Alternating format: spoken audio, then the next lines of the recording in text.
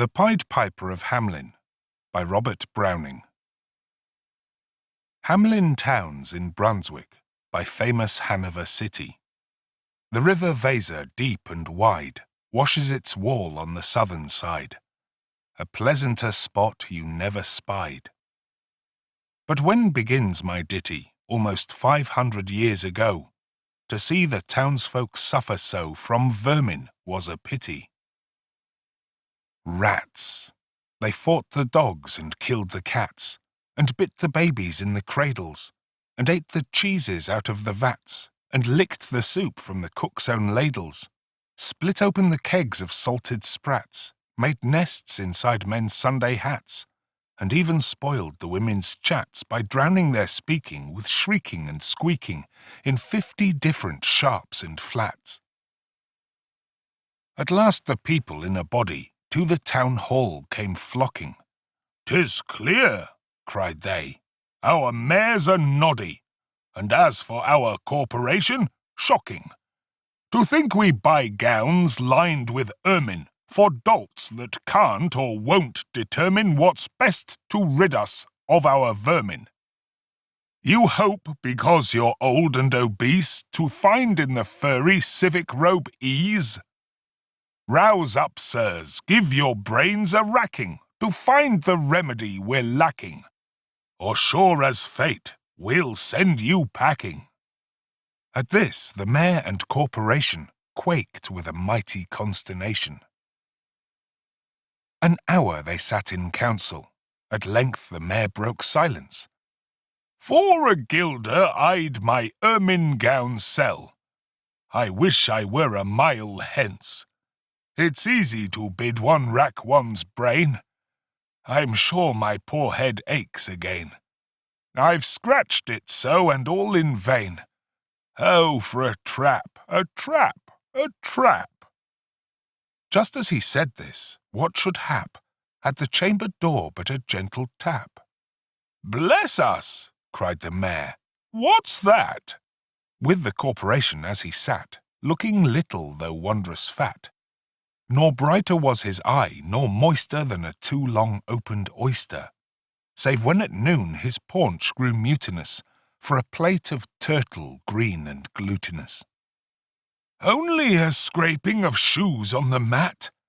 Anything like the sound of a rat makes my heart go pitter-pat." "Come in," the mayor cried, looking bigger, and in did come the strangest figure.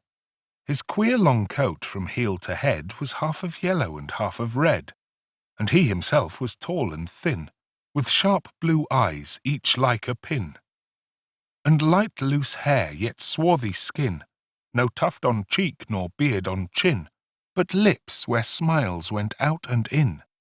There was no guessing his kith and kin. And nobody could enough admire the tall man and his quaint attire.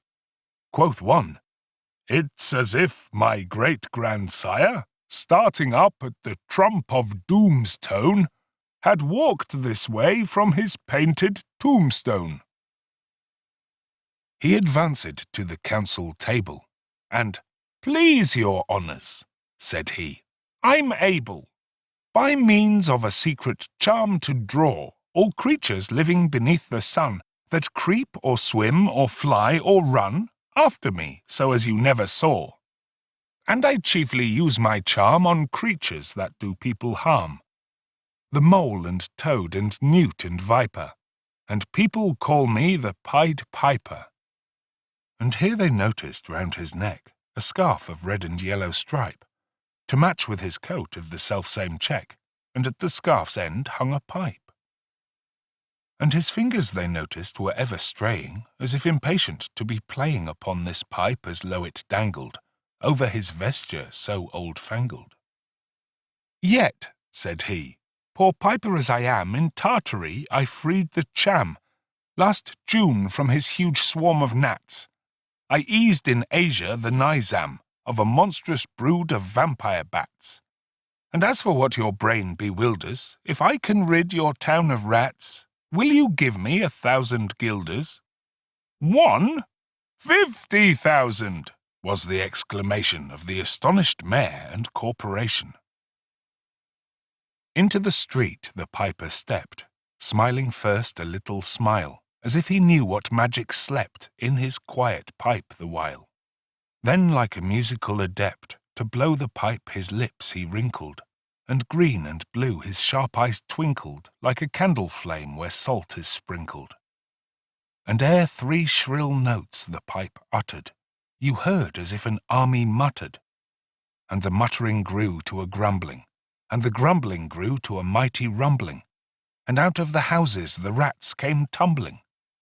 Great rats, small rats, lean rats, brawny rats, brown rats, black rats, grey rats, tawny rats, grave old plodders, gay young friskers, fathers, mothers, uncles, cousins, cocking tails and pricking whiskers, families by tens and dozens. Brothers, sisters, husbands, wives followed the piper for their lives.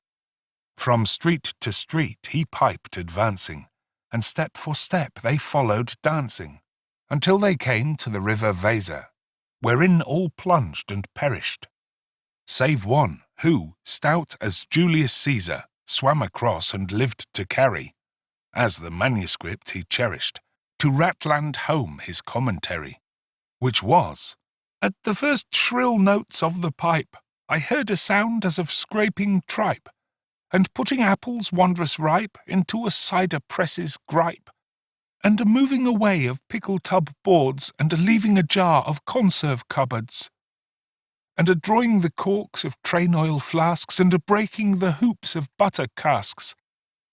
And it seemed as if a voice, sweeter far than by harp or by psaltery is breathed, called out, O rats, rejoice! The world is grown to one vast dry psaltery. So munch on, crunch on, take your nunch on, breakfast, supper, dinner, luncheon, and just as a bulky sugar puncheon, already staved like a great sun shone, glorious scarce an inch before me, just as methought it said, Come bore me, I found the Weser rolling o'er me. You should have heard the Hamelin people ringing the bells till they rocked the steeple. Go, cried the mayor, and get long poles, poke out the nests and block up the holes. Consult with carpenters and builders, and leave in our town not even a trace of the rats. When suddenly up the face of the piper perked in the market-place, with a, First, if you please, my 1,000 guilders. 1,000 guilders, the mayor looked blue. So did the corporation too, for council dinners made rare havoc with claret, moselle, Van de Grave, hock, and half the money would replenish their cellar's biggest butt with Rhenish. To pay this sum to a wandering fellow with a gypsy coat of red and yellow. Beside, quoth the mayor with a knowing wink, our business was done at the river's brink. We saw with our eyes the vermin sink, and what's dead can't come to life, I think. So, friend, we're not the folks to shrink from the duty of giving you something for drink, and a matter of money to put in your poke. But as for the guilders, what we spoke of them, as you very well know, was in joke. Besides, our losses have made us thrifty. 1,000 guilders? Come, take 50. The piper's face fell, and he cried, No trifling, I can wait. Beside, I've promised to visit by dinner-time Baghdad, and accept the prime of the head cook's pottage, all he's rich in, for having left in the caliph's kitchen of a nest of scorpions no survivor. With him I proved no bargain driver. With you don't think I'll bait a stiver. And folks who put me in a passion may find me pipe to another fashion. How? How? Cried the mayor. Do you think I brook being worse treated than a cook? Insulted by a lazy ribald with idle pipe and vesture piebald? You threaten us, fellow, do your worst. Blow your pipe there till you burst. Once more he stepped into the street, and to his lips again laid his long pipe of smooth straight cane. And ere he blew 3 notes, such sweet, soft notes as yet musician's cunning never gave the enraptured air. There was a rustling that seemed like a bustling of merry crowds justling at pitching and hustling. Small feet were pattering, wooden shoes clattering, little hands clapping and little tongues chattering, and like fowls in a farmyard when barley is scattering, out came the children running. All the little boys and girls with rosy cheeks and flaxen curls, and sparkling eyes and teeth like pearls, tripping and skipping ran merrily after the wonderful music with shouting and laughter. The mayor was dumb and the council stood as if they were changed into blocks of wood, unable to move or step or cry to the children merrily skipping by, and could only follow with the eye that joyous crowd at the piper's back. But how the mayor was on the rack, and the wretched council's bosoms beat, as the piper turned from the high street to where the Weser rolled its waters, right in the way of their sons and daughters. However, he turned from south to west, and to Koppelberg Hill his steps addressed, and after him the children pressed. Great was the joy in every breast. "He never can cross that mighty top, he's forced to let the piping drop, and we shall see our children stop." When lo, as they reached the mountain side, a wondrous portal opened wide, as if a cavern was suddenly hollowed, and the piper advanced, and the children followed. And when all were in to the very last, the door in the mountain side shut fast. Did I say all? No, one was lame, and could not dance the whole of the way. In after years, if you would blame his sadness, he was used to say, "It's dull in our town since my playmates left. I can't forget that I'm bereft of all the pleasant sights they see, which the piper also promised me. For he led us, he said, to a joyous land, joining the town and just at hand, where waters gushed and fruit trees grew, and flowers put forth a fairer hue, and everything was strange and new.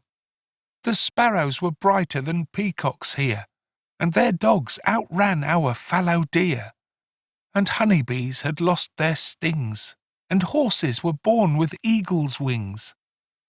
And just as I became assured my lame foot would be speedily cured, the music stopped, and I stood still, and found myself outside the hill, left alone against my will, to now go limping as before, and never hear of that country more." Alas, alas for Hamelin!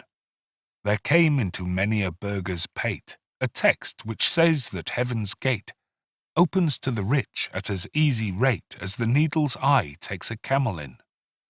The mayor sent east, west, north, and south to offer the piper by word of mouth whatever it was men's lot to find him, silver and gold to his heart's content, if he'd only return the way he went and bring the children behind him. But when they saw 'twas a lost endeavour, and piper and dancers were gone forever, they made a decree that lawyers never should think their records dated duly, if after the day of the month and year these words did not as well appear. "And so long after what happened here on the 22nd of July, 1376, and the better in memory to fix the place of the children's last retreat, they called it the Pied Piper's Street, where anyone playing on pipe or tabor was sure for the future to lose his labour, nor suffered they hostelry or tavern to shock with mirth a street so solemn. But opposite the place of the cavern they wrote the story on a column, and on the great church window painted the same to make the world acquainted, how their children were stolen away, and there it stands to this very day.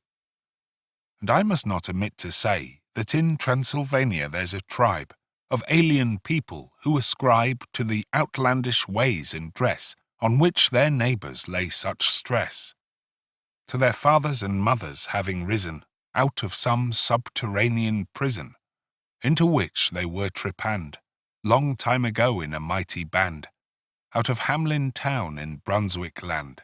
but how or why they don't understand. So Willie, let you and me be wipers of scores out with all men, especially pipers. And whether they pipe us free from rats or from mice, if we've promised them aught, let's keep our promise.